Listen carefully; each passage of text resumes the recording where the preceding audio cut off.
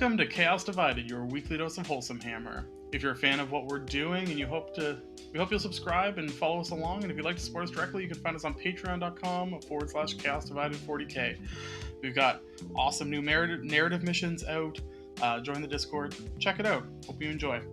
This week, I'm very happy to be joined by our special guest. We've referred to you many times as the Discord champ, so it's great to finally get to chat with you. I've got Ulfgar the...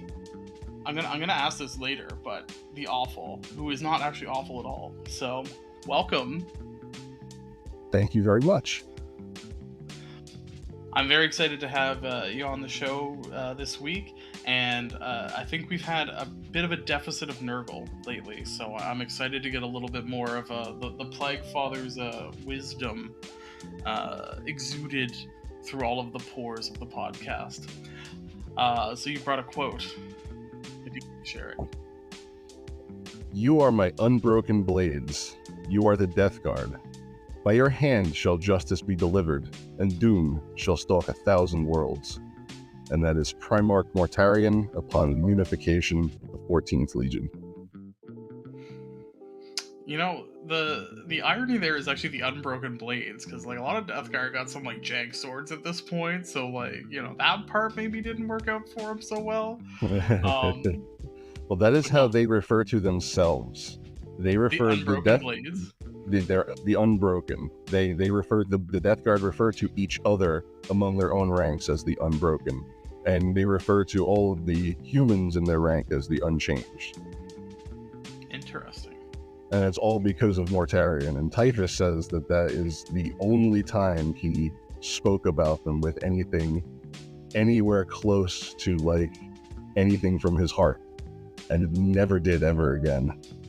You know, there's a lot of bad dads in Warhammer, but Mortarion at least owns it. You know, Mortarion doesn't pretend that he like is this like loving father, so I respect that. See, but I still think that he loved his Legion, because the reason why he threw them to Nurgle is to save them so that they would be able to live on and not be destroyed. Or at least that's what he saw. Who knows if that was the truth. I mean, it's a bit of a parallel to Magnus, who also didn't. He kind of ran out of options and was just like, here you go. This guy'll save you.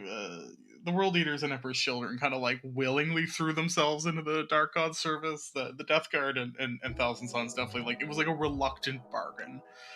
Yep. But yep. Anyways, I guess to get us started, what does your corner of the Warhammer world look like? My corner looks like a grimdark, gorgeous garden. I wade through the garden of Nurgle daily. I love it in all its forms. I draw inspiration from it on the regular. I mean, you're a pretty incredible hobbyist. Thank you. Your Custodes actually are my high water mark of what Custodes can look like. You changed actually my concept of Custodes with your Custodes. Thank you very much. That was not my idea at all. Well, the execution was great. And no, anyone who's had a chance to check out your Instagram or anything you've ever shared, it's gorgeous, and I love your use of color through all of it. Thank you. Do you want to talk a little bit more about kind of, because Nurgle often gets the like olive green drab coating, and I feel like you very much don't do that. See, that's what I really like, is I like to not do that. I like to do everything but that. I go back to that occasionally, but I think it's during the times where it really warrants it, or I kind of get like tired of splashing color, if there is such a thing, and I'm just like, oh, let's journey back into green a little bit. But otherwise, if you look at wounds, I don't know. Okay. If you look at like wounds and festering gross stuff and all the things that Nurgle's about, there's a lot of color. Like, and it's not just the crazy like chaotic plant growth and stuff like that that's usually associated with Nurgle. But look at wounds and look at the things that diseases actually do, and they're actually pretty colorful. I'm thinking of like you know when you see like the bottom levels of like the rainforest is Yeah. actually where some of the most colorful stuff is. Mm-hmm. Like the you know the fungus and the animals and creatures, which is actually, I guess that's kind of your point of maximum decay Mm-hmm. in Where it that festers. ecosystem, Yep. is at the bottom, and that's actually where you get a lot of the color. So Death, decay, and rebirth. that is very Nurgle. That's what he's about. Death, That's decay, the and whole rebirth. shtick. And I like to celebrate that color. I really, really enjoy exploring that and trying to throw as much contrasty, poppy color as I can around. And that's part of like why I paint my Death Guard the old pre-heresy colors, is because I think you see too much of that olive drab green that they kind of drifted into, and they used to have a much more exciting palette with the gray, white, like dirty armor that they used to have. I feel like you have a lot more room to experiment with all the crazy growths and horns and tentacles. Like, it stands out, I feel like, a lot better. So not that it looks bad by any respect in the green, it just, I like the white. I think that their original color was the best. Well, that gray and white almost kind of connotes like a granite, which is I think very fitting for their whole thing that makes them the Death Guard. That kind of like shock trooper, unbreakable, enduring host of just and that's the guys who slog through the mud. Like, that is my favorite thing about them, is they endure. They are honest. Here we are. You're gonna see us coming. Do something about it, or we're gonna be on your doorstep, and eventually, we'll get there. We'll just keep going, and we'll have smiles on our face the entire time, and it's gonna be a great time. That should be their unofficial slogan. We'll get there. Yeah, we'll get there. I mean, that's kind of the way that they play right now. I've stopped even deep striking any of my Death Shroud. I'm just gonna put them on the board because everybody screens me out too well. So you're gonna see me coming, and I'm gonna get there eventually, and then it's gonna be bad for you. That's just own it. Just yeah. You gotta. We sometimes talk about like LARPing your faction. You just gotta LARP Mortarion. Oh, just yeah, absolutely. Throwing them into the grinder and knowing they won't break. Yep, absolutely. It's like I've stopped trying to play the rapid ingress game with the deep strike game. Like, I can't do it. Everybody outthinks me. Like, I'm not cunning enough for that. I haven't embraced my Alpha Legion part of my brain, right? I'm still like mired in that Death Guard. Like, I'm just gonna walk up the battlefield and eventually get there. Everyone always asks who is Alfarius, but no one ever asks who isn't. It's good to know if you're not Alfarius. Indeed. Yeah, so I want to talk a little bit about getting into the painting. So you've been commission painting for a couple of years now. Yes, I've been commission painting for a couple of years, but I have been painting models since I was 6. So it's been a little bit. That's a few years. Yes. I'm assuming you're not like 23. I am 40. No, it's been a little bit. And my mom was actually an artist. Like, she went to college for art. She used to reproduce Frank Frazetta arts in like pastels and oils. And like, I remember growing up watching my mom sit and do painting and drawing Ninja Turtle heads for hours. Being like, why can't I do what you're doing? I can see what you're doing, but I can't get my hand to do what you're doing. Why can't I make these two things work? And like, hysterically crying for hours trying to draw a Ninja Turtle. So, but since then, and that was almost immediately after that, I met my best friend that I played Gorkamorka with. And like, I remember making orc trucks out of toilet paper rolls. And like putting these orcs in them and driving them around a little green mat with books under it, floor hammer. Back in the day, the old days when it was real. And playing Gorkamorka, which is the best game ever created, and anybody else is wrong. Just putting that out right now. Gorkamorka needs to come back. I don't care if the community does it. I don't care how we do it. Gorkamorka needs to come back. But that being said, discovered Warhammer shortly after that with Warhammer Fantasy, actually. I had lizardmen, an old lizardmen, a metal lizardmen army back before I knew what super glue was, and my glue was more like plastic, so like they would fall apart regularly, so my proxy cores have to get put together after pretty much each game. And I would write them snail mail, like handwritten letters with just this is gonna sound insane, with an envelope full of cash, and just hope that they sent me the right stuff. Did they? Sometimes. That's amazing. Oh. And then I would have to write them a letter if they didn't, and hope that they would correct the mistake. And sometimes they did, and sometimes they did. Then they would send me free stuff, because that was back in the day when they had a bits catalog. So you just had a troll in the warehouse, the bits troll, that's what they were called. They would just walk around and like pick through the metal stuff and pull out the stuff that you wanted, nail it to you. And this sounds insane. I know, like. I mean, that sounds, yeah. I We think we all know didn't have Games Workshop used to be a different company. I mean, we didn't have the internet, This is what we did. We had to get by somehow. And most of the time, when they did release a book, they gave you one unit, and we had to make everything else, like ourselves. Yeah. Out of that one unit that they made. We're pretty spoiled these days. It's it's a whole different world. What is it? The first edition, or Codex explained how to build like a Gorkanaut, like out of like cardboard, like out of a cereal box, like. Yeah. That's just what we did, and we liked it.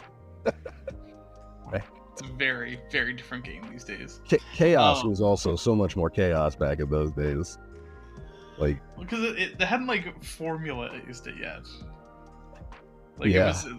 Everything was very soft. Therefore, everything could kind of change easily. Now there's I mean, we saw the controversy when Games Workshop just alluded that there might be female custodies, and everybody lost their mind. Right, so now the lore is starting to feel very calcified. But yeah, back in the day, the rules and the lore and Rogue Trader, you needed a referee because there wasn't enough rules for the game they had built. Yep. They half finished it and they were just you figure it out. Yep. See, I would like to go back to the days of a DM though. I wouldn't mind that. It would be a little bit more of a hassle, but I think I would be cool with it, because then it would at least introduce the element of chaos back into the game that is absent now, I feel. Actually, the old world refers to a games master. So I think there is some precedent. I don't want Warhammer to get to the point that you have to have a games master, but it would be nice that if there was some structure to play games like that. The narrative missions just don't exist. Yep. They just don't anymore. And there's no way to play all or nothing. I've been trying to write some for the Patreon, and out of older missions, and just trying to adapt them. And as I'm going through these, I'm just oh, this seems so cool. Oh, this seems so cool. And then you go and you shuffle some cards to play 10th edition, and you're just okay. It doesn't have the same the razzle dazzle. Doesn't have the same feels for me. So what happens, I really enjoyed the way that it worked in 9th, where you got to have the army specific secondaries, because that felt there was a whole lot more flavor in 9th than there is now, just all around. 10 feels more vanilla just in general, and everybody really liked that Tempest of War thing. You heard about that all the time, Tempest of War. So GW got a hold of that and just didn't let it go, and they were okay, now this is what we get. And now there's no flavor to the missions whatsoever, and they're all super random. I think we went a little bit too far into that. Yeah. That yard, guys. Can we reel it back just a little bit? Give us, even if they made here's a deck of twists that you could just throw into a mission that will change, I don't know, X, Y, and Z. Pick a couple variables, and each card changes X, Y, and Z, or two variables if 3 is too many. But something. Because what I'm finding is I'm running a crusade, and what I'm finding is I'm giving my players right before the game, the day before, I'm going, okay, you do this. Like, I mean, it was like, okay, there's gravitational anomalies, you get +1 to your advance, but, you know, minus an AP to all your weapons. So, like, you want to be in combat, but you don't really want to shoot. And they enjoyed that. They were like, that changes how both of us played the game normally. Like, give us more of that. Okay, you know, and I've been running with that. So I would like to see more of that. And I keep talking to a bunch of other people that agree with me, that are all looking for the same thing. They want something narratively to give them more flavor, you know, but those also are not the people that are going to every tournament every weekend. Yeah. So no, you have to kind of find your people when you want to play narrative games. Mm-hmm. But there's a few points I want to go through based on what you just said. Age of Sigmar actually gives a good template of like how to include twists and like turns more so than 40k does. And I hate when Games Workshop makes a game system and you like look over at it and you're just like, how did you? Do you guys not talk to each other? You gotta have like a break room where you just like share ideas and you go like, oh, that's cool. We should try and do that. Like, I'm just like, just like sit in your offices and never leave. Like, come on, guys. They don't talk to each other. They clearly don't. If ideas manage to come over, I feel like it's like one guy was walking on his way to get some coffee and happened to like overhear what the kids in the next class were talking about. Yeah. You know, like, I heard their project that they're gonna put, you know, universal special rules in, so we should too. But it's just like does no one on like the 40k development team like just like play Age of Sigmar or Old World? Like just like through osmosis you encounter these ideas? Because like, yeah, I mean it's almost like the problem is like there's a really beautiful game somewhere in the middle of all of these that if we could just like sort it out, it would be wonderful. I agree. Again, bring back Gorkamorka. I have no idea what Gorkamorka is, and I'm gonna have to go look that up. Oh boy. Like, okay, well, that's a whole thing unto itself. I can talk for hours about Gorkamorka. Well, we'll maybe save some Gorkamorka for the end. Okay. But yeah, no, I definitely agree. Like, a more narrative. I think the struggle with 9th edition and the faction secondaries was that a lot of them were really good and a lot of them were really bad, and it created another point of balance when you know you think of it in a competitive sense, because like, you know, I played Emperor's Children, and the Emperor's Children secondary was like bananas difficult, and then there was like the Necron one where they're just like, oh, you're playing the game, here's 15 points. So like there's like, but they were flavorful. They were flavorful. But that's my argument too. It's I'm like, well, that's stupidly easy to achieve, and that one's like, I may as well never take it. And it's thematic though, like fleeing vectors. I can't tell you it was good some of the time, but the rest of the time it was just straight garbage, and you never took it. But it was cool. I always wanted to take it because I like fleeing vectors. That's great. That's the most nerdly thing I could do. It sounds awesome. I'm never gonna get it, but I'm gonna take it because it's awesome. That's fair.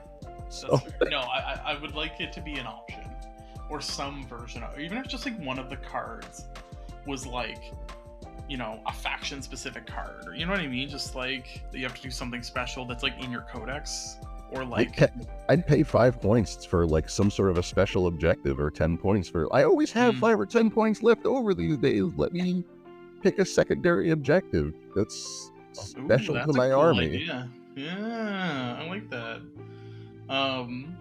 Anyways, yeah, I didn't want to get lost in the like weeds of talking about 9th edition, but I'm always here for more flavor, and I think that's honestly, Agree. 10th, you're not the first person to say 10th is just vanilla or bland.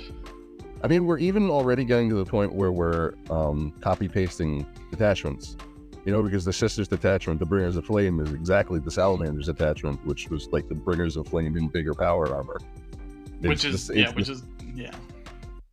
same thing, you know, but so we're already getting to that point, you know, and now you had the Imperial Agents happen, which like everybody said was coming, and it happened, and it rolled the Death Watch into it, which we all knew was going to happen.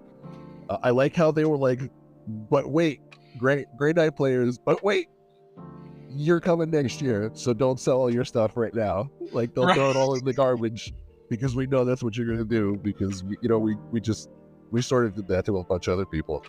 And I think the demons are going to Go away. I see the same thing happening on the Chaos side. Right, so you have Agents of the Imperium. I think you're going to have Agents of, or some sort of Agents of Chaos. And that's going to be Be'lakor, Vashdor, your vanilla. Yeah, I understand. And then all of the demons are going to roll into their cult codexes because the demons have felt disjointed since their inception, and that's back in like 5th edition or 4th I know, edition. and them doing Emperor's Children, unfortunately, means that they now can, because there will be all 4. Yes. Demons, they have never gotten demons to fit into 40k, and that is most of the problem. Like, I remember in 4th and 5th edition, demons, like, were this kind of side hawk. Half their rules were, like, split amongst white dwarves, and, like, Games Workshop just can't. They're like, hey, we have all these fantasy models. We've written them into the 40k lore, so we want to sell them to 40k players. And then they just, like, have never bothered to figure it out past that. And then I look at, like, Age of Sigmar, where they have fleshed them all out. And I'm like, oh, you've done a bunch of cool things with, like, you know, like Slaanesh and Nurgle and Khorne and Tzeentch.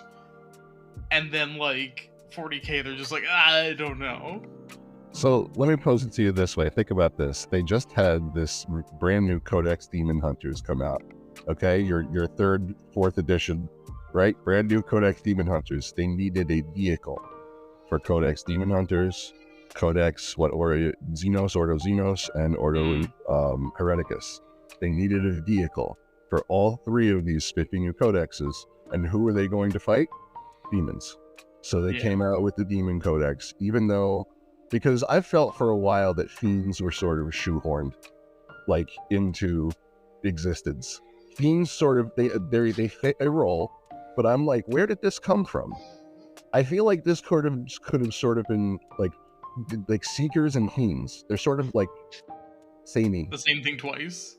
Pretty much. Like, where did, like, you just sort of needed something else, you know? And then, like, kind of the same thing with Blood Crushers. It seems like natural progression, but, like, where is the Juggernaut by itself? Like, I don't know. Some of the demon stuff, or like, even, I know it came a lot later, but the Plague Bearers riding giant flies, you know. And so that's why I feel like the Demon Codex is having a hard time standing on its own, and will probably, like, poof into the cult codexes. And as hard as that is going to be, I think they have too many books. I know. And some need to go away. They know it's unsustainable. And that is being proven by the fact that we're hardly getting any models outside of the range refreshes for the certain factions that absolutely need it, and we can all agree that they do. You know, we're getting like 1 model. They redid Kodiaz, and he kind of looks like a guy in cosplay armor. Well, I mean, the CSM range refresh was, here's the Jump Pack Lord again. 2 guys that we've been asking for. That wasn't actually one of the oldest models, and you're just like looking over at like the Land Raider and Chaos Bikers, just like, what did they do to you? I remember when the bikers were released. Pepper Ridge Farms remembers. I remember those because I remember going, wow, those are super cool. And I remember seeing them in like 9th edition. I'm like, wow, those are the same bikes. Holy moly. They have not changed at all. I bought 3 boxes of them because I was like, oh, I love these guys. They just like look, and then I like pull them out, and the sprue says copyright 1999 on them, and I was like, what are you talking about? And they have mold lines that are the size of the sprue. Yeah, and then I bought a Land Raider, and I was like, oh, 97, even better. Like, yeah, well, we're getting closer. I played 5th edition Tau, and going into 6th edition, and they didn't get any updates either, or new models from their 3rd edition release. So I remember when the Tau. With the concept. I remember when the Tau were born. I remember when they were released, when the Necrons were released. I was at Games Day in Baltimore during the Sleeper Awakens when the Nightbringer became a thing. That was when Fire Warrior hadn't even been released for the PlayStation yet, and we all got to play it. Speaking of the old lore. Yes, I remember talking to Andy Chambers because we had a dispute. My friend and I had a dispute about Abaddon, because I said to him, I said, Abaddon, it says right there in the sidebar, Abaddon has every mark of chaos. And my friend was one of the rules lawyer people that we all hate, and was like, nope, it does. He doesn't get it.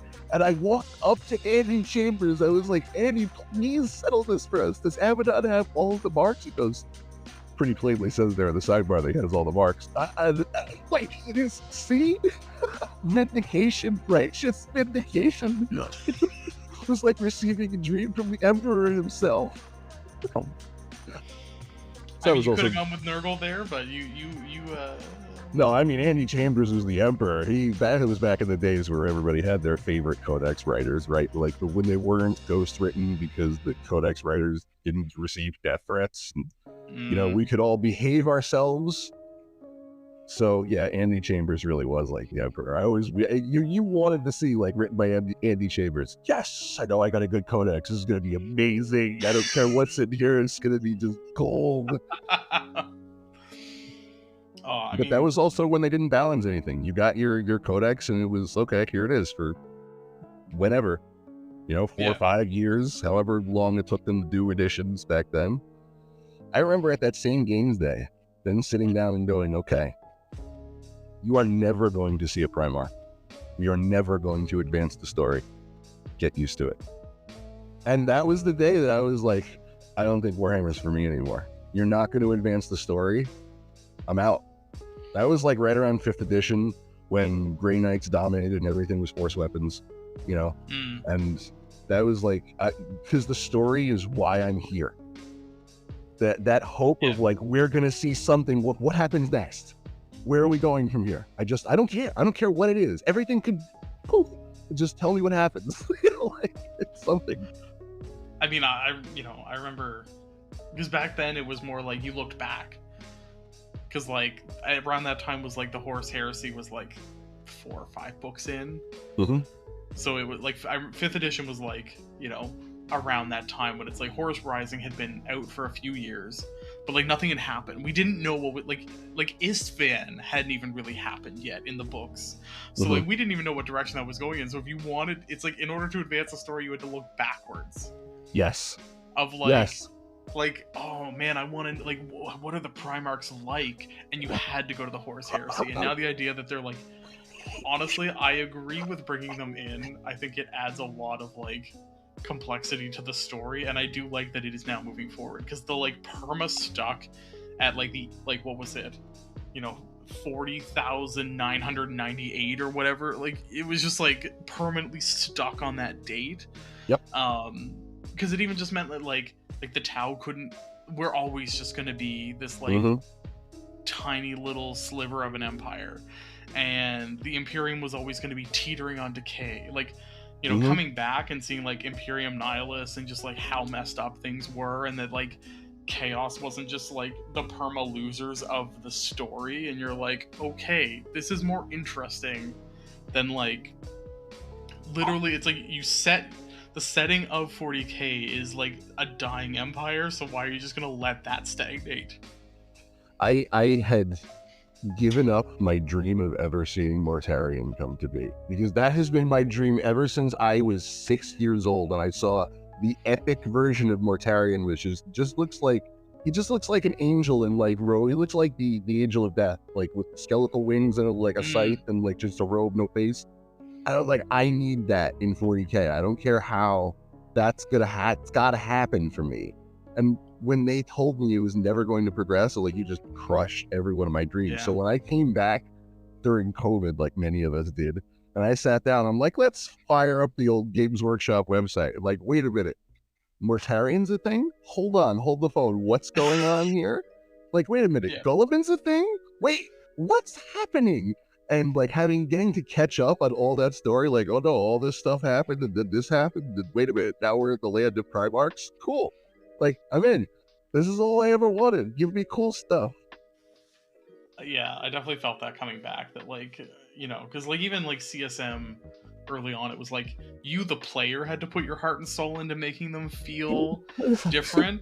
But when I came back and I was still playing Tau, and it was like, I played 1,000 Suns player, and I was just like, and I just read one of the Thousand Sons Horus Heresy books. So it was like very fresh in my mind, and then actually getting to see them like looking, like the Scarab occult and actually like looking like Thousand Sons, and you're like, okay, this is so much better than just like everyone is generic CSM with different color paints. Yep, absolutely. And I mean, Deathcry, the first time I played against Mortarion, and he's just like this like giant moth monster, and you're like, that feels about right. I remember the first time I put him on the table, and I told my opponent, I was like, okay, I have no idea what I'm doing. I just wanted to bring Mortarion. I think he's cool. And he was like, all right, no problem. And he put a Demacaron on the other side of the table and just proceeded to table me with Tyranids. I was like, all right, well, that was a cool first game. Thanks for that. we're never playing a game ever again, just so you know. So, all right, bye, thanks. Like, I'm gonna go find somebody else. Hope that it's better. Yeah, that's unfortunately, I you know what? I'll shout out. I unfortunately did that to someone recently. We organized a game, and it wasn't on purpose. That was gonna be my next question. On purpose?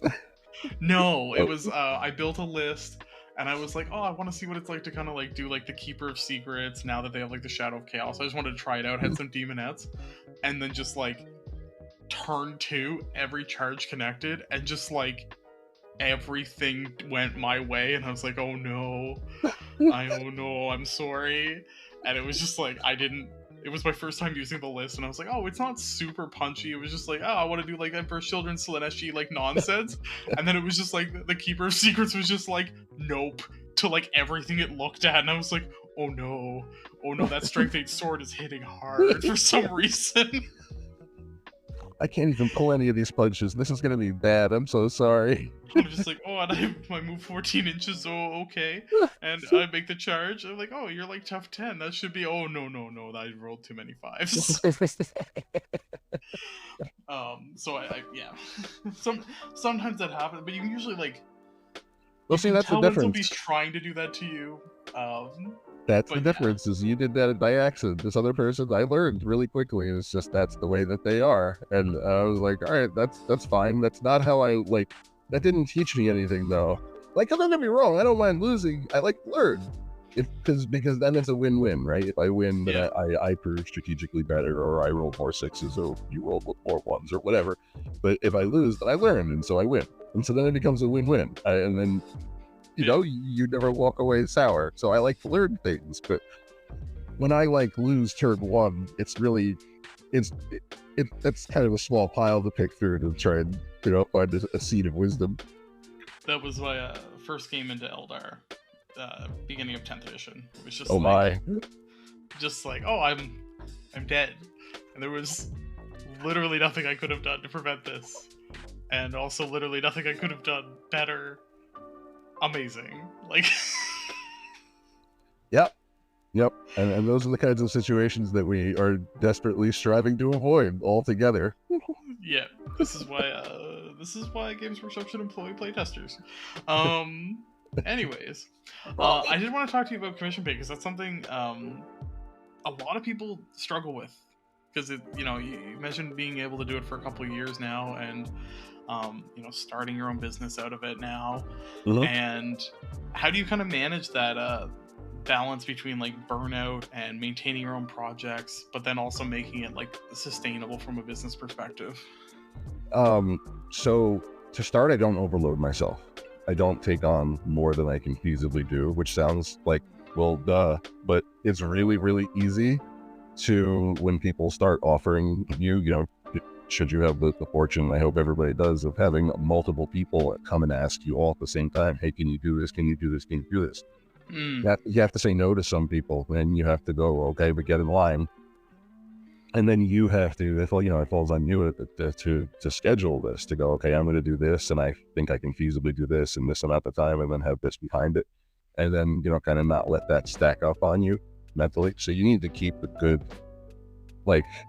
you need to keep your finger to the pulse of your own mental health too, because it'll very, very easily drain you and wipe you out, because you suddenly feel like you have to, you're obligated to all these people to do all these things, right? So I definitely try and take on a little bit at a time. I don't try and do too much at once. the prospect of like the entire army project is not really for me. Like That's fair. I even painted an entire like Knights, a Chaos Knights army, but I did it like 2 nights at a time. I was like, here, give me these 2, let me paint these 2, then I'll give them back, you give me the next 2. Because I don't want to have 15 Chaos Knights sitting on my table. That will crush me, and I will just not do anything. So I would rather have like one thing, and that's kind of how I work, is when I'm sitting downstairs in my studio, I have a project in front of me, and then I might have like 2 or 3 off to the side that are like sidebars, because some crazy thought will pop in, because I'm completely ADHD. So my train of thought is like up, down, left, right, forwards, backwards, and sideways. Yeah. So when some crazy thought pops into my head, I just sometimes have to put down what I'm working on and pick on something else, and just like, oh, I'm going to, do 3 brush strokes on Mortarion. Okay, that's enough. Now I put that down, and, I can get back to work now. So, or a lot of times it'll just be like which way the wind is blowing. Like I heard a short story about a custody today. I'm going to sit down and take some custodies. That sounds good. Or, it works the other way too. I can put out an Alpha Legion book and feel like, now I feel like taking some scales, so I'm going to do that. So it's like, I suppose I manage it in complete chaos. I mean, it seems fitting. That's kind of what it sounds like, doesn't it? I manage it in controlled chaos. I feel that though, because I feel like I'm not necessarily that chaotic, but I do need I need variety.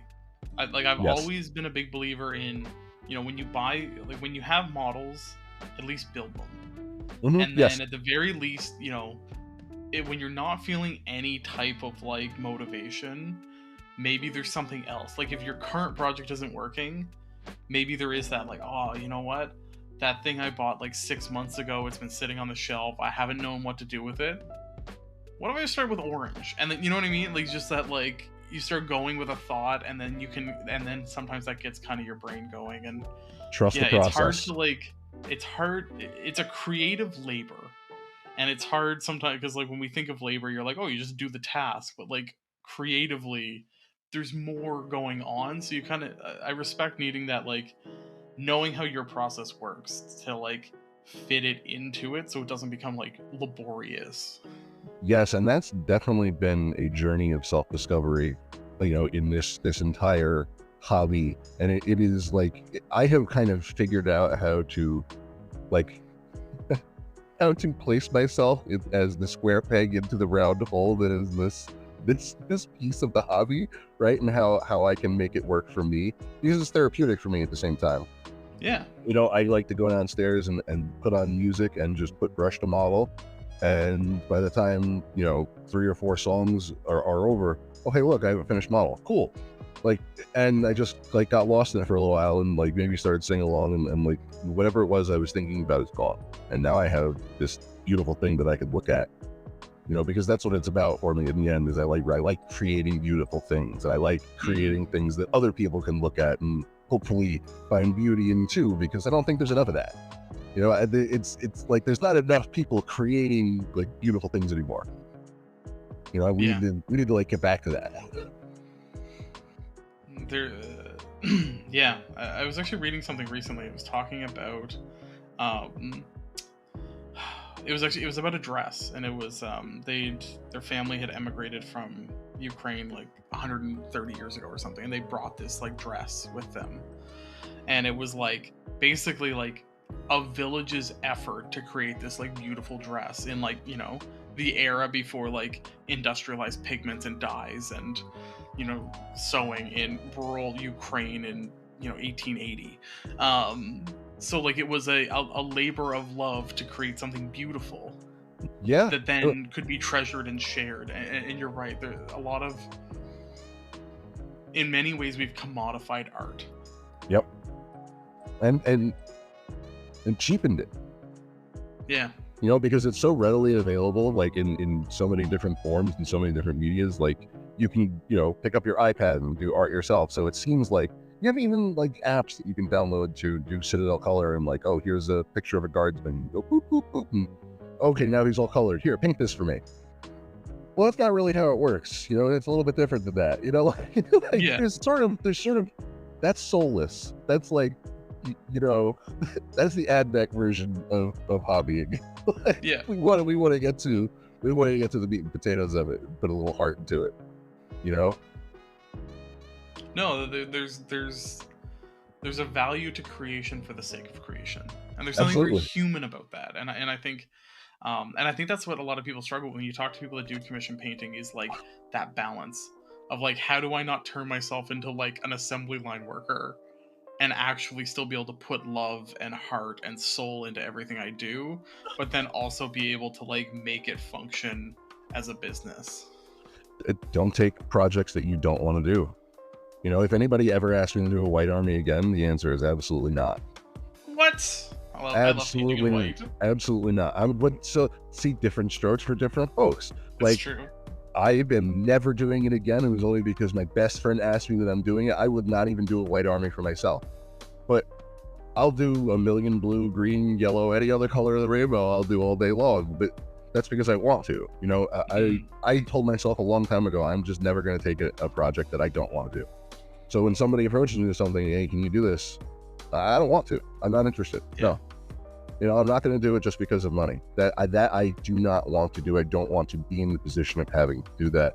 I hope to conduct myself in such a manner that is intelligent enough to never be in that position. I think that is the healthiest approach you can have, and I hope anyone listening that is thinking about or is currently commission painting takes that into heart, because it can be soul crushing to have to monetize a thing you love.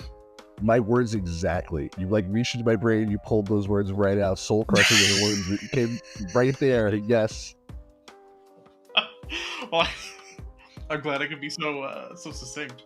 Yeah, I wanted to talk about kind of, you know, I know you play a lot of Warhammer too, and kind of, you know, we were talking about 9th edition and more flavor, but how do you still kind of 10th edition is unfortunately beige hammer, but how do you kind of like add some color to it? So, and this is something that has come up on the show a few times. I'm a defensive player, as I've heard the War Mistress say a few times, that she's a defensive player too. I'm a defensive player, and again, that's one of those times where I'm sitting there going, yes, me too. Like, I want to pull over the side of the road. Agree. Like, that's the way I like to play the game. I wish that we could get to more like where I felt in 9th edition, where I could place myself on an objective and stand there stubbornly and just say, come get me, and take it. And I can't really do that.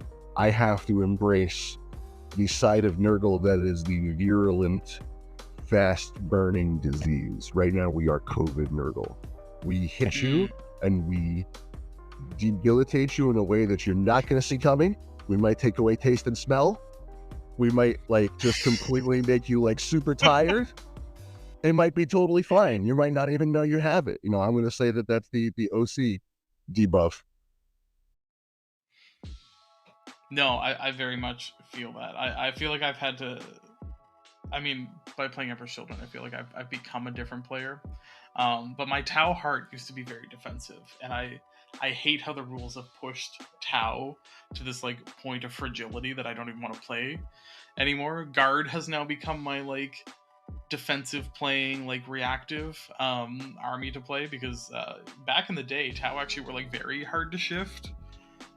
You know, they had some of the toughest vehicles. They were, yeah, especially because they were skimmers. Skimmers were nearly impossible to hit, and so just by virtue of the fact that they were floating 6 inches off the ground made them like you may as well just don't even show up. You know, do you remember that Tau used to have a 10-point war gear they could put on all of their vehicles that gave them cover no matter where they were? Yep. Yeah, that was busted. Flechette launchers? It was a disruption field. Disruption field. No, yeah. The Flechette was the one that allowed like tank shock to do extra damage. That's right. Yeah. That's right. But yeah, that was where my heart lies, and I really, I hate that. I feel like 9th was also bad for it. 9th, so much of the game now doesn't allow for interaction. Yeah. I mean, so I think we're seeing a little bit more of a shift towards melee, and that is good because that is mutual interaction. You know, it seems to be shifting towards a little bit more aggression, a little bit more melee, a little bit more like we're sort of smashing our forces together. And I like that, you know, but again, I have to adapt because like I said, I'm defensive. I like to just play the Death Guard style and sit myself on an objective and like hang out there until you get sick. And that's, you know, we'll get there eventually. Oh, there it is again. We'll get there. We'll get there. No, but really, like I felt like Leviathan was very shooting focused, and you know, if you are a slower army like Death Guard is, you know, an 8-inch charge is a lot of distance on the table for you. And if your opponent is like hiding in the backfield, you gotta walk, like you gotta hope for good advance runs for the first 3 turns of the game, or else you're like not playing it at all against them. Well, it makes you think. You have to think kind of 2 or 3 turns ahead. You know, you have to like, and then hope that they're going to do what you think that they're going to do, and then sort of like solve the problems as they show up. You know, like, okay, I can fit this piece here, I can fit this piece here. All right, my best option is to do this or this. All right, like let's send it and see what happens. But that's what I mean. Also, like, about just keeping like Terminators on the field. We're honest, here we are. I have no uppy downy, I can't remove them, they only move 4 inches. Deal with it. Like, I'm gonna get to the middle of the battlefield, and if you don't have an answer for them by the time they get there, you're in trouble. Yeah. You know, because they're gonna cut your tank apart. Yeah. So yeah, no, one of the biggest changes that I disagree with is reliable deep strike. I agree. I completely agree. I think we ought to go back to that unreliable, like, we should bring back the scatter dice. I think if you fly off the board, maybe you should roll for it to see if you go back in reserves or if you just get lost. And that's it, you're done. Like, I appreciate that. What happened to where are the perils of the warp, right? Yes. Perils of the warp is so weak now in a time when thematically it should be the strongest. you know? I mean, there's nothing worse than, like, you know, a Thousand Suns player throwing a 9 mortal wound doom bolt at you, and then you're like, but where are your consequences? Yeah. You're telling me that just everything's hunky-dory? Well, I thought you guys, like, at the slightest provocation turned to starfish or whatever. It's true, though. And yeah, not having perils, like, I feel like the nonsense with the uppy downy and then the 3-inch deep strike all comes back to reliable deep strike. Like, there's a reason why, like, there's a decision in going into deep strike versus strategic reserve, because strategic reserve was you came on the table. Yep. Whereas deep strike was like, maybe you're gonna land where you think you're going to, or like finding up for this nice 9-inch charge. Well, actually, you landed 5 inches in the wrong direction, and 3 of your models are in a building, so they died. So you know. Abaddon, cadre of Terminators are now actually like Failbadon and like, you know, a massacred unit, or you scatter towards them and you're like, ha ha ha, my 9-inch charge is now a 3-inch charge.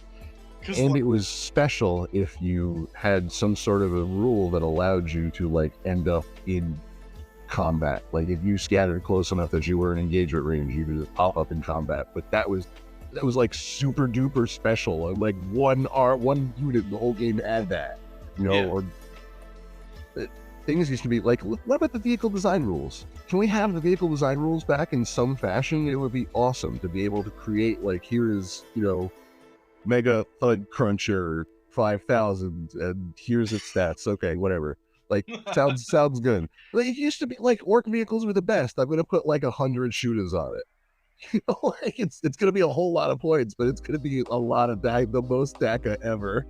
I loved back when trucks had the rule that if you could fit the model on the truck, that was its transport capacity, and the like Tetris Jenga monstrosities of models shoved into a truck so that you could have like 35 boys just hanging out in some like medieval looking like weird tiered roof thing of a tornado of orcs, and you're just like, yeah, that's how orcs should play though. Like, they don't care about safety. They're not sitting in there. They're not space marines. They don't care if like they fit. Somebody who used to play Gorkamorka was responsible for that, because that was the way that it worked at Gorkamorka. If you couldn't fit your orcs in the truck, they didn't get to ride the truck.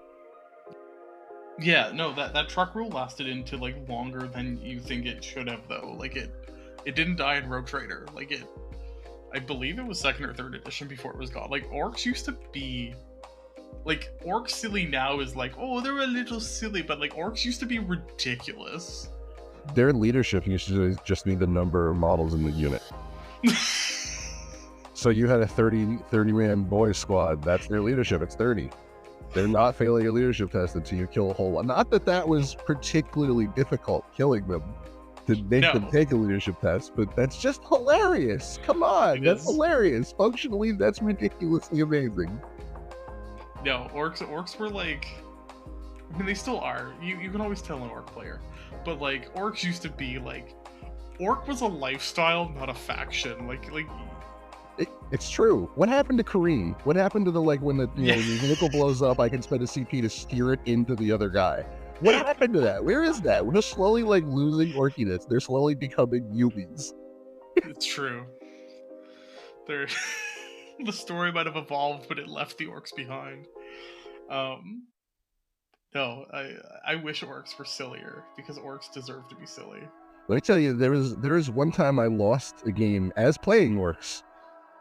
In the first roll, I was playing an apocalypse game. It was something like 12,000 points. I had a lot of orcs. It took me 2 hours to set up all these orcs with Stompa, Gazgul, and looted everything.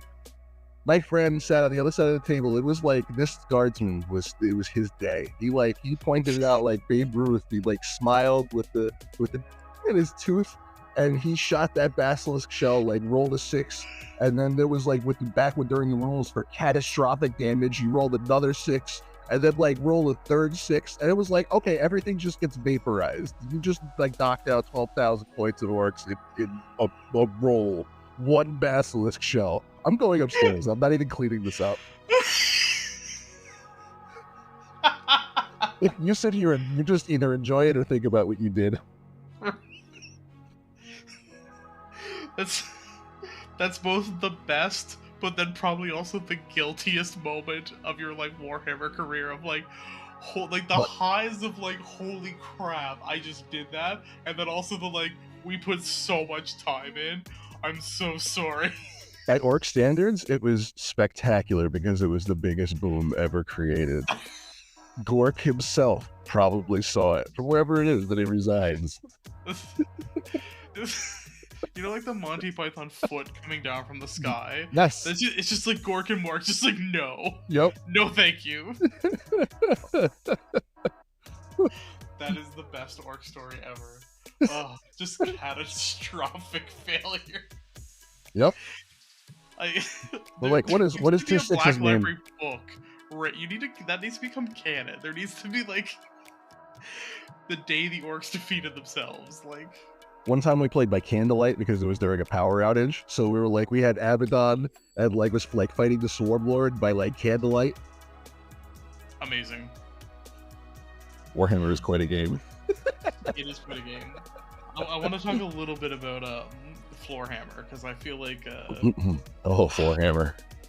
The proliferation of game stores that support Warhammer, like I feel like Floorhammer has become optional. It's like a choice. Yep. But back in the day, Floorhammer was like like if you wanted to play Warhammer, you needed to know someone who either had a big enough room or like could shove enough tables together, because like back in the day it was 6x4. No one has kitchen tables that big. Nobody at all. Yeah, no, we would play on a cold brick floor in like outside the back of like my bedroom, which was like a pseudo porch and not really a porch. And like we didn't even have terrain. Like we pulled bricks up because they were loose. We just like pulled bricks up out of the floor and like stacked them up like sort of buildings. If one of them fell over, your model was toast. Because like I said, we didn't really have good super glue, so like you would just watch all your hopes and dreams crush, before your very eyes. There's like 15 pounds of clay, just smush it into dust. I used to play at a friend's house who had like a semi-finished basement, and he literally just had a 6x4 box taped to the ground so we had a defined battlefield, and we used like we didn't even pretend they weren't shoeboxes and like bowls we were using to represent terrain. Like it wasn't like we were like, oh yeah, we cut it out and painted. No, it was like your like New Balance shoebox. Just Except for the one piece of Games Workshop terrain that came in the box, the one little L, like the tiny little L piece terrain that was like the one floor of a building that like one Space Marine couldn't even, maybe two Eldar could stand on if like they were like thinking real thin that day. But that was it. That was the only piece of like that was it. It was all we had. Everything else was shoeboxes and like deodorants. Right. The worst part was this is bad. We had a friend who then got for Christmas. Actually, I bought it off him when he got out of Warhammer, like the Realms of Battle board. Mm-hmm. Yep. We then still put on the floor and used So when I moved out of my parents' house somewhere around when I was like 18, 19 years old, and I had moved into with my friends, and basically the entire house played Warhammer. What we did was we turned the entire downstairs into like the Warhammer cave, and we went to Home Depot. We got a piece of like 1/2-inch plywood. We weren't thinking at all. Once we started putting this thing together, we were like, maybe 1/2-inch plywood was a little aggressive, because this was like, you could have killed somebody with this table. So, but then we like lined it with 2x4s, which again was kind of aggressively heavy. But we made it into a folding table and like got sawhorses from IKEA. So this way we had a table. So then what we did was we took pink insulation foam and we made 6 tiles for the board. I built a trench in 3 of the tiles, like made a hole with popsicle sticks, and like found the, like we just ripped the screen out of the screen door. We didn't care. We rented the place, and like I made like grating and all of like so that we could rearrange them so that they were interchangeable. So like we made our own Realm of Battle board before it was a thing, out of just pink insulation foam and elbow grease. We had that board too, that plastic Realm of Battle board. Like, we had a case with like really thin foam that it went in, and we would like make sure we wrapped it up every time because we painted it and textured it and all that stuff. Yeah, those were the days. No, it was I don't think people realize now that like the difference between 6x4 and like the 5x44-inch table is just, it's a massive difference. It feels so much bigger when you play on like a 6x4 table. Just the first time I saw like a battle mat to like go on the bottom, I was like, that's mind-blowing. Like, what is this? You've taken me to another dimension. What do you mean? All you did was roll out like a piece of mouse pad material. It looks like, Mars. Right? I'm like, this is amazing. What is this? This sorcery. And it's like just friction enough your models don't just like smash everywhere the second you touch one of them. We used to have like a mat that was paper thin that was just goblin green with flop glued to it. That was it. It was just because that was what you stacked all the books under, like to make hills. Yeah. No, I love Stories of Warhammer because I feel like it's a forgotten art. It really is. Really, every once in a while somebody should just like go back to, maybe not us, maybe the newer players. I'm so old now and I'm so tired. If I go down, I may not get back up. Well, like even at 16, the way your back would feel after like 4 hours on the ground. Your knees, you have the like indent of the floor in your knees, and like for like a week and a half afterwards. Because you would also play you'd play 2 games. Oh yeah, you'll play more than 1 game. Sure, this is like, know when the next time you're gonna play Warhammer is. It might be like 3.5 years until you get your next game. Right? So like that was the other thing, is finding other people to play with. It was like seeing a unicorn. You know about Warhammer? You're kidding me. Don't leave. Like we need to talk. Literally, the reason I stopped playing Warhammer was because like we all graduated from high school, and just like as you do, people kind of like move and fade, and you're just like, well, I don't know how to play Warhammer anymore, so just like, goodbye. Yeah, I had to actually, like, my friend in high school, he were like sitting inside one day, and I remember him picking up the book. He was like, what is Warhammer? And it was like You know, that moment where like the heavens open up and you hear angels singing, and like, well, let me tell you, you know, and it was, the rest was history. Like, you know, from then on, we were playing Warhammer together. But so Yeah. I was lucky in that respect. It's true. It's like, hey, wanna play some Warhammer? And they're like, of course I want to play Warhammer. That was the best part about like living with people that were into it. It was like, who's it gonna be? Who's it gonna be? Who's playing? Who's playing today? Who's playing? You know, like Right? we could just have campaigns like within the household. That was the best. Awesome. Do you want to play Warhammer? You know the answer is yes. Why did you even ask? It's like, I'm off to joke, like, if you read, like, Games Workshop's annual report, they don't call us addicts, but they kind of refer to us as addicts, and it's true. It's like, there's a point where if you keep going, you're just like, no, man, I think about this thing way too much. I want to play this game way too often. So you're like, even now, I'm like, man, 10th edition is boring, there's, like, problems with it, and then if I get a message that somebody's like, hey, do you want to, like, play Warhammer on a time that you can actually play and it's like makes sense and it's easy and convenient, I'll be like, of course. Absolutely, yes. Like, Yeah. even if it's not convenient or easy or simple, like I will rearrange things to make it happen anyway. Yeah.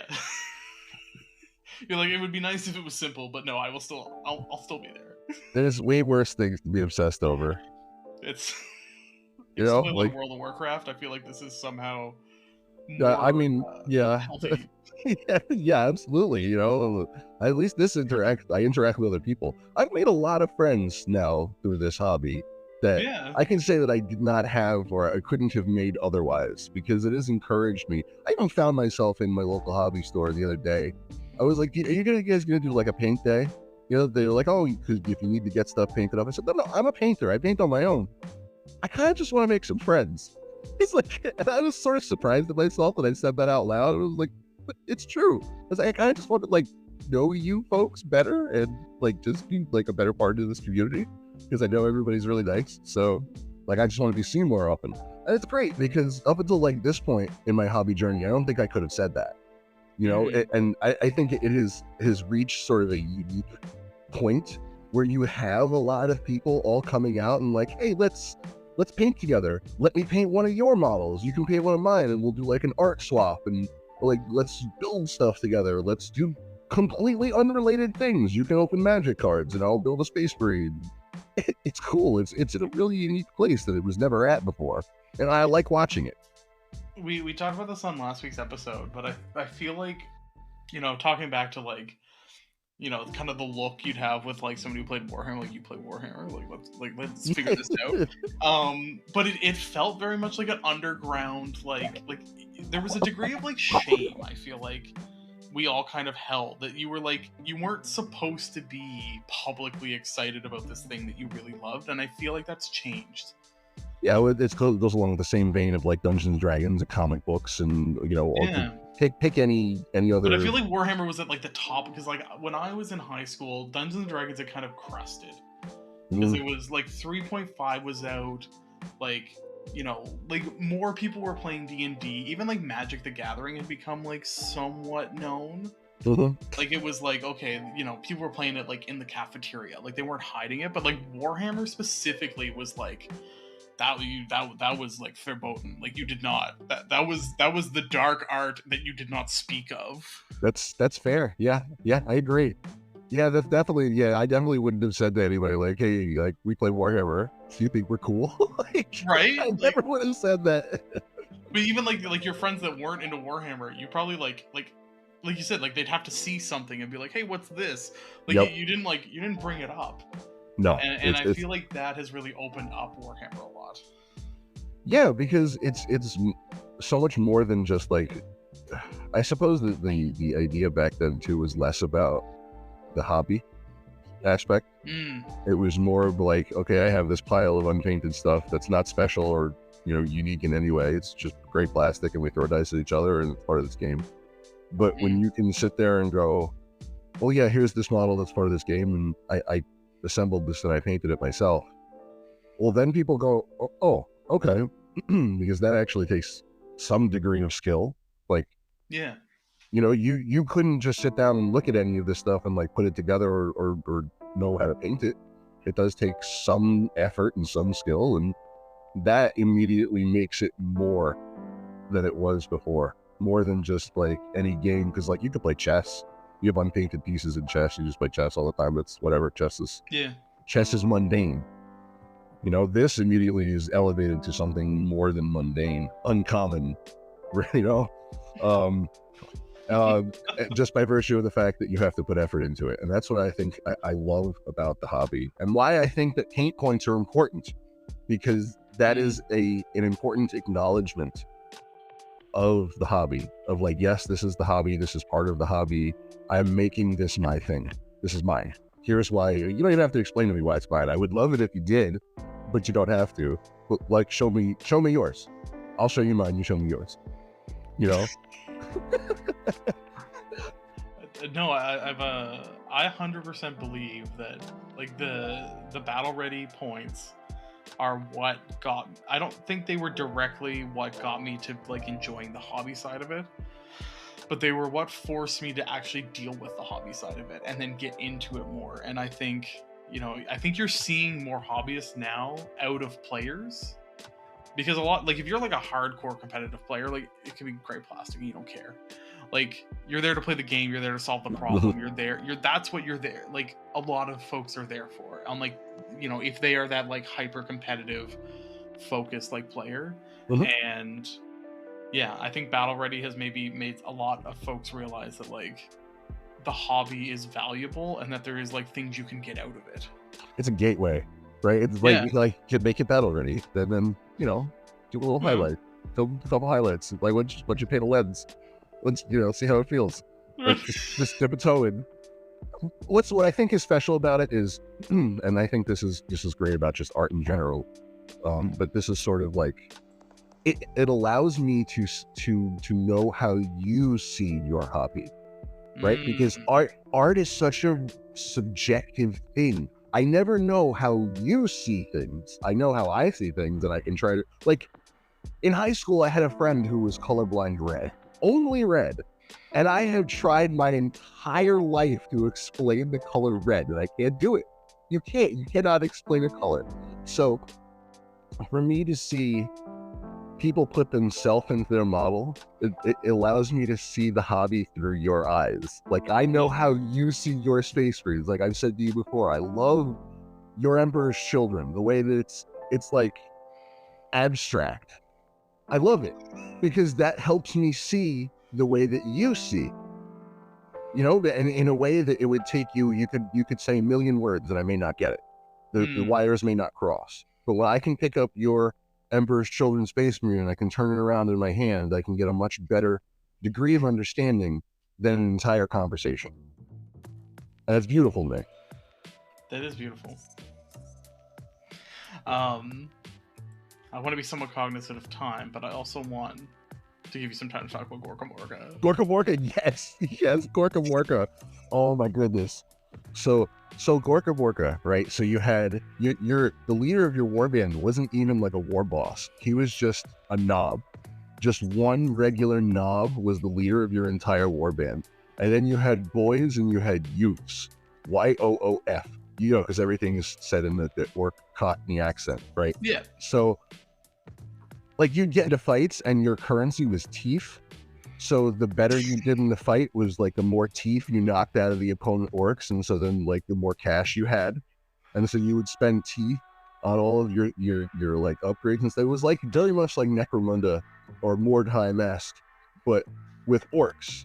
And so like the thing that they're doing with the Ash Wastes now, we did that back in the day with Gorkamorka, and you could like just drive trucks into each other, and like there was rules for like power sliding, and they had boarding planks and wrecking balls, so like you could just drive up like alongside the other truck, and like while you're driving you Mad Max board them and throw them off the other truck and like take their truck, and if you drive away with it, that's your truck now. Like you just owned it. It was the best game ever conceived. Like, you still have a copy of the rules? Oh no, I have no idea what happened to them. I wonder if they're online. You could get like, if any of your boys got strong enough, he would think that he was strong enough to challenge like your knob, and so then you would have to orchestrate a pit fight between your knob and the boy who was challenging him for like control of the warband, and then they'd have to fight it out.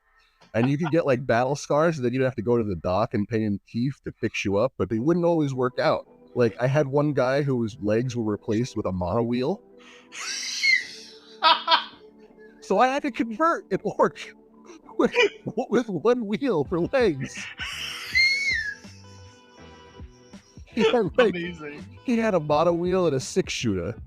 So he could only shoot 6 times, then he had to drive over and hit you with it. That's incredible. It was a really fun game. I wish they would bring it back. Oh, I will tell anybody who will listen how great Gorkamorka was. you know what? That perfectly encapsulates how silly Warhammer is, though. Or, I miss silly Warhammer. Where it came from. I really, really do. It was so much fun. No, I see, like... I'm gonna go on a separate tangent. It, like, deeply bothers me that Skaven are chaos in Age of Sigmar. It, like, No, they don't bothers me count. to, like, the core of my being. They don't count. Yeah, but... Yeah, Age of Sigmar lore is, like, bananas. But no, just, like fantasy's roots of just, like, hey, the old gods are frogs.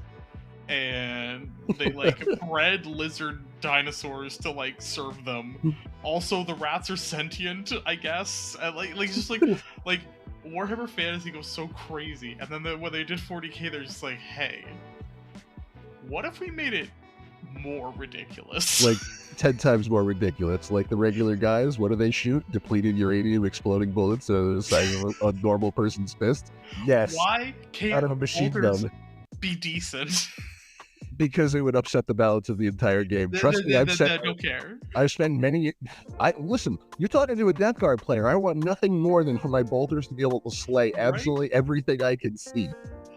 You're like, hey, I'm gonna shoot a mass reactive grenade, I don't know, bullet bill at you. Yeah, functionally, that's what they're bullet bills. I mean, really. That moves at the speed of a bullet. You know, and then we have, 2 hearts, 3 lungs, a fused rib cage can eat your brain and gain your memories and spit acid and never have to eat or sleep. I'm just like bolters.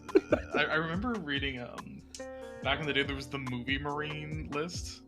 I played that game. It was spectacular. 1 Marine with a missile launcher shot an ordnance template and would kill. Like your 2,000 point list was like 3 Marines. Yeah, and it would it was so much fun. I played the part of the Marines, and I massacred the Imperial Guard regiment. It was the best thing ever. It was just like literally like the Terminator. They just march across the battlefield. There's nothing they can do about it. A bolter was shot like 24 times or something ridiculous. Could easily kill an entire squad. We should go back to that. That would be great. That would be. I mean, yeah, that was. Yeah, it's just like, hey, here's your tactical squad. It's 2,000 points. Yeah, which not is an like, entire half a tactical squad. Yeah, sorry, half a tactical squad. Not a combat squad. Not the whole thing. You don't get the whole thing. That's way too much for this. Which is like, when you really like Space Marine, like the game, and now Space Marine 2 coming out, like that's a movie Marine. Like that's the vibe. Is like Titus is the like. Yep. And they were well done for that immersive feeling. You feel you have weight, you have heft. When he starts running, you feel like he has momentum to him. That those are well done, very well done games. Because it's easy to like rob the Space Marines of that thing. And then, like the rules and don't match the lore with custodies either, because you should have like 1 custody should be your army. One dude. And that's like just standing in the middle, like, why is there only 1 guy? Oh, you'll find out. Just wait till he does something. It's gonna be great. I think we were talking about what that, like, just like a regular Marine. They talk about it like in the books, like that like loping jog they do is like they go like 80 miles an hour doing that. So like and they weigh about as much as like a small sedan. So like when you see that like Space Marine or Chaos Space Marine like charging in, like it's like getting run over by a truck, and then they have a sword. Yeah, and then there's like whatever they're carrying, and then they're gonna do whatever they came there to do after they run you over and pulp you. They're gonna massacre your friends and everybody thereafter that you ever knew. Like, actually, one of the only games that I think has done it truly well. The new, oh, it's not new as new anymore. But the Rogue Trader, like the new Yes, RPG, yes, that like first act ends with you fighting like just like a regular Chaos Legionary, and you yes. spend like 20 minutes trying to kill this guy, and he's just like doing other things. Like he's not even paying attention to you. Oh yeah, he's blowing up your spaceship. I remember I ran up to him with like my main character. He kicked my main character like 50 feet and then shot him like 5 times with a heavy bolter. It was like, oh, okay, that's just how Space Marines are in this game, huh? Like, Yeah. all right, so just like the 6 or 7 of us are gonna fight one Space Marine. Yep, that's how that's gonna go. And he's not really even paying attention. All right, this is serious business. Yeah. You have to really try to take down one Space Marine. Later on, I remember I encountered bloodletters, and I was like, oh my god, that's a bloodletter. And like the first time I shot him, he ran at me, and they're the size of Space Marines. You forget until you see it in the scope of that game, like how small one person is to the size of a Space Marine. You're like, oh yeah, bloodletters really are just that big, aren't they? And then like it's tearing down the hallway at you with that giant sword, like yelling. I was like, oh wow, they could talk too, huh? Apparently, because he just screamed a whole bunch of things at me. He's very bad. Which fitting. But yeah, I think sometimes people forget that like demonettes are the only like human-sized demons. Yeah. So, Like even like pink and blue, or like blue horrors are actually quite large too. Yeah. Well, pink horrors, they're like, I mean, yeah, they're bigger than you think. The blue horrors are like a little bit closer to sort of nurglings, and then the brimstone horrors, right? No, they're nurgling size. The brimstones. Sorry, yeah, is pink the big one? Yeah, pink, then blue, then brimstone. Okay, yeah, sorry, pink is the one that like they're like bigger than people. Mm-hmm. Yeah. Yeah, like the brimstone ones are nurgling size, but like the pink ones, like that, they're not. Yeah, like the model makes them look like they're just like a stick of gum sticking out of the ground. The same like a Beast of Nurgle, like Darktide did a great job of that. Yes, Darktide. I remember the first time I came across a Beast Nurgle, I was like, wow, this is absolutely horrifically gigantic, and like you don't really think about that when you sort of are looking at it from top down and the scale that Warhammer 40k is.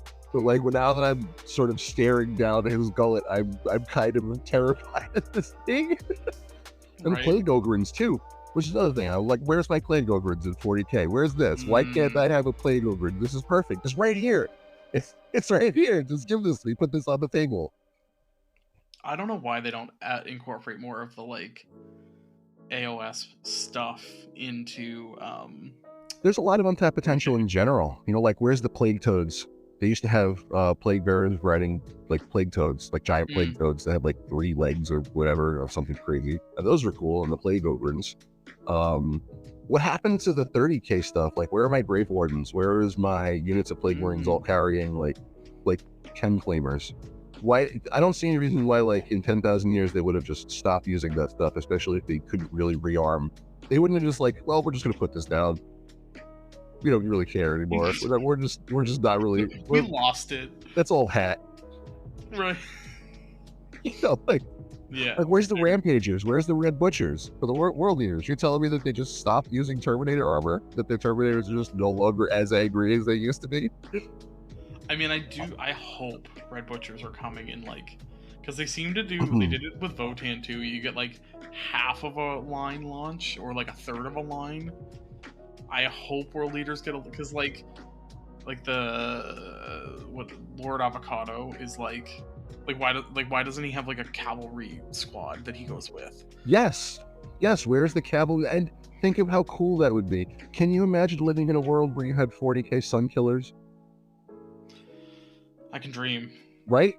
How great would that be? And that's so cool. That would be like, there's a perfect thematic reason for it to still be a thing.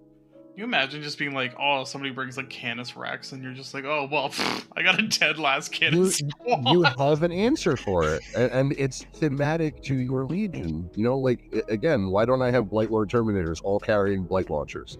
Like a unit of Terminators with grenade launchers. That would be awesome. Yeah.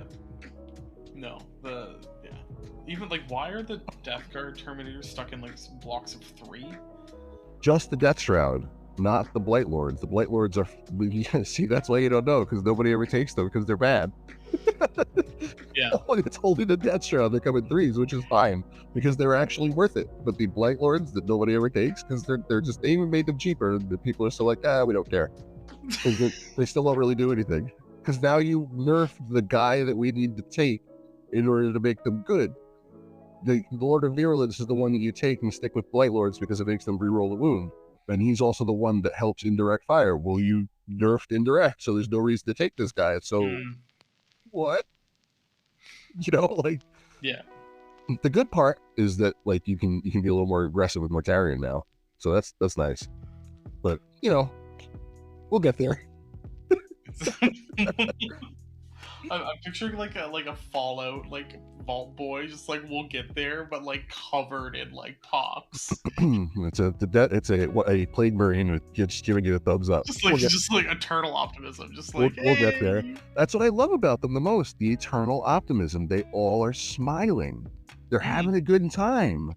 They're, out of everybody, other side from maybe the Voton or Whistle While You Work, they're all like fulfilled and live happy lives. They want to be on the front lines, right? But the Death Guard are all just huge grids all over the place, enduring and loving life, and like we're just doing Nurgle's work.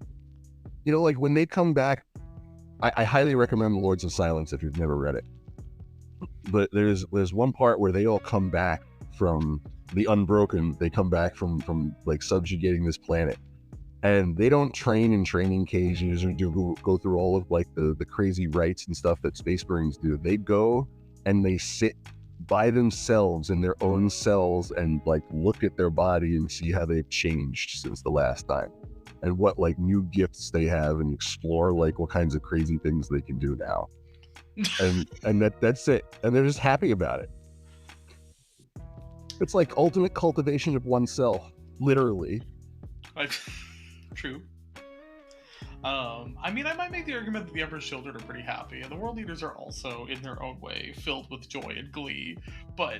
So then, see, chaos is just the road to happiness. Yeah, no, it's really just the Thousand Suns that suck. They're all just like boys. No, I mean, like, that's kind of the, like, chaos is terrible in a lot of ways. But chaos is at least, like, allowed to, like, feel things and do things and just, like, be and exist. Yeah. And just, like, do what they want to do and just, like, you know. Chaos is freedom. Chaos is, like, you know. It's fair. Yeah. It's fair. Chaos is fair. To quote the Joker, but chaos is fair. Yeah. It's, you know, kind of just is what it is. I agree. Any other final thoughts before we wrap up? No, just thank you again. Thank you for giving me this opportunity to sit and chat with you for a while. It's a lot of fun. No, thank you for coming on. It's always great. It's been a while since we've had somebody on. It's been I've been trying to get organized again, and this has been absolutely fantastic. It's one of my favorite parts of Chaos Divided has been getting to meet cool people and just like chat with them about this giant thing that we all love. It's, you know, we're talking about that look. It's that, like, you like Warhammer? You want to talk about Warhammer? We can talk about Warhammer. So no, it's been absolutely my pleasure. Thank you very much. On that note, I want to thank you all for joining us. Don't forget to subscribe to Chaos Divided wherever you're listening from, and you can find us on Instagram and YouTube at Chaos Divided 40K. If you're a fan of what we're doing, you want to join our growing Wholesome Hammer community, you can find us on patreon.com/Chaos Divided 40K and support the show. Chat with us. Chat with Ulfgar. I'm going to ask, why the Awful? Because you're not particularly awful. That's my Unbroken name. Oh, that's what it is. And if you'd like to connect with us directly, how can people find you? At Ulfgar the Awful on Instagram. Amazing. And I'm at Blushing Noise Marine. Send some love to at Nurgle_Snurgle on Instagram and YouTube. And until next time, bye-bye.